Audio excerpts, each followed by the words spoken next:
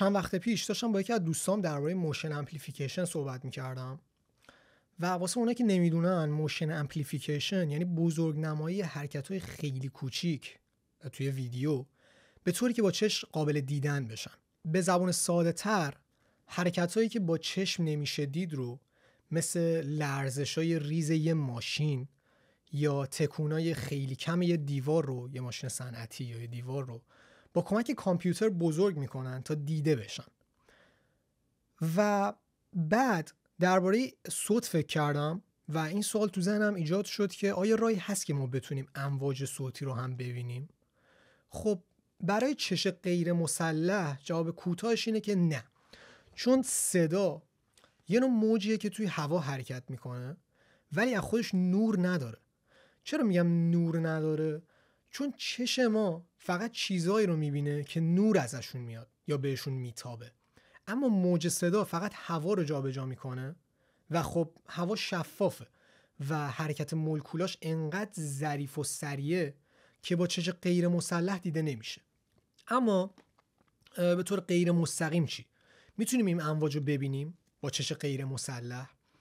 یه سری راههایی وجود داره که توضیح میدم براتون، ولی اول از همه راه خیلی سادهش اینه که ما میتونیم اثر موج صوتی رو روی سطوح مایع مثل آب ببینیم که بهش میگن روش سایماتیکس، یا بریم سراغ آزمایشایی مثل چلندی پلیتس که با پاشیدن شن روی صفحه فلزی و فرستادن امواج صوتی به اون شکلگیری الگوهای موج رو میشه توش دید، میشه با چشم دید.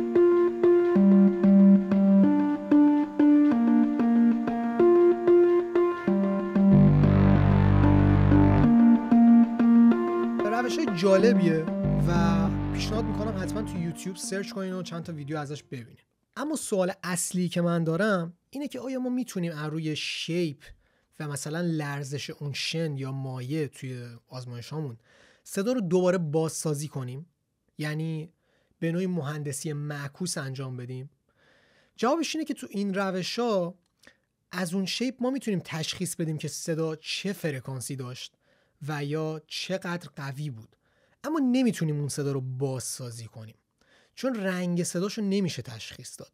مثلا اگه شما با سازتون نوت سی رو زده باشین میشه اینو فهمید، اما اینکه ساز شما پیانو بوده یا مثلا گیتار بوده، این اون بخشیه که تو این آزمایش‌ها مبهم میمونه. چراش هم ساده است، چون رنگ صدا وابسته به هارمونیکا و جزئیات خیلی ریز موجه که وقتی تبدیل به شکل کلی میشن از بین میره. ولی خب واضحه که اینا همه روش‌های ابتدایی هن. تو روش‌های پیچیده تر چی؟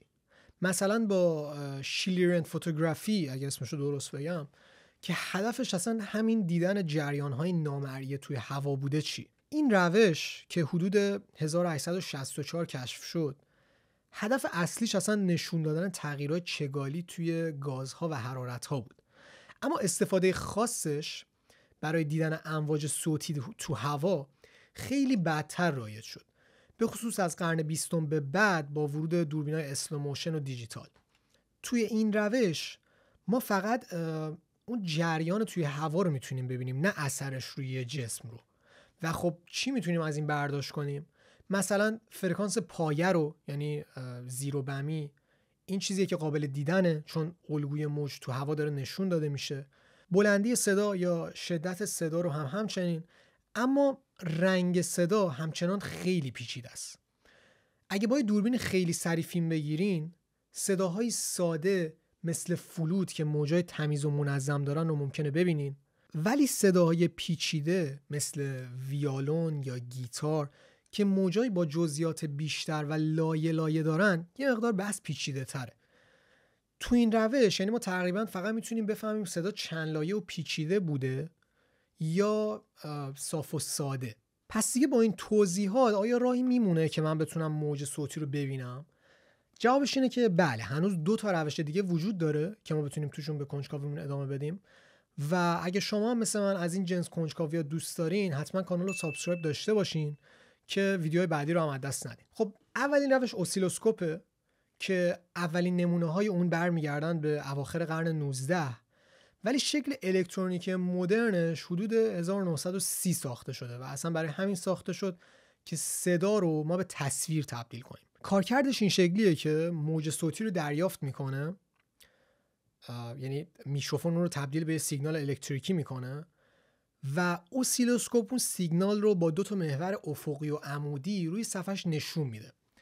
و خب از اون تصویر ما چی میتونیم برداشت کنیم؟ خیلی اطلاعات بیشتری میتونیم از روش‌های قبلی بگیریم، مثل فرکانس، دامنه، شکل موج یا حتی درک بهتری از رنگ صدا رو میتونیم داشته باشیم. پس دیگه آیا میتونیم با داشتن تصویر و اسیلوسکوپ به صدا برسیم؟ تا یه حدی آره. این دستگاه دقیقا همون چیزیه که مرز دیدن صدا و درک صدا رو مشخص میکنه، ولی نه با دقت 100% و نه همیشه. اما خوشبختانه ما یه نسخه تکمیل‌تر از چیزی که اسیلوسکوپ بهمون میده رو داریم. میتونیم بریم سراغ اسپکتروگرام که در واقع نسخه 3 بعدی همون اسیلوسکوپه. بعد فرکانس اینجا اضافه شده که بهمون اجازه میده خیلی اطلاعات بیشتر و دقیق‌تری ازش استخراج کنیم.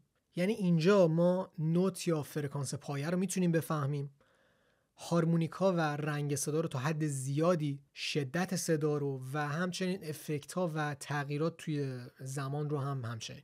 یعنی در کل با دیدن اسپکتروگرام میتونیم 80 تا 90% ماهیت صدا رو بفهمیم. تنها چیزایی که همچنان ممکنه از دستشون بدیم احساس یا بافت واقعی صداست، چیزی که گوش ما درک میکنه، مثل گرمی، ریورب یا نویزهای خیلی ظریف مثل دیستورشن گیتار یا تنفس خواننده و فاز بین فرکانس ها که توی حس استریو و فضا خیلی تاثیر میذاره. و در واقع ایناست که با وجود اون دقت بالای اسپکتروگرام همچنان ما میتونیم از دستشون بدیم. ممنون که کنجکاویتون رو حفظ کردین و تا آخر ویدیو همراه من بودین. من کیانم، اینجا کازلبه. تا ویدیو بعدی.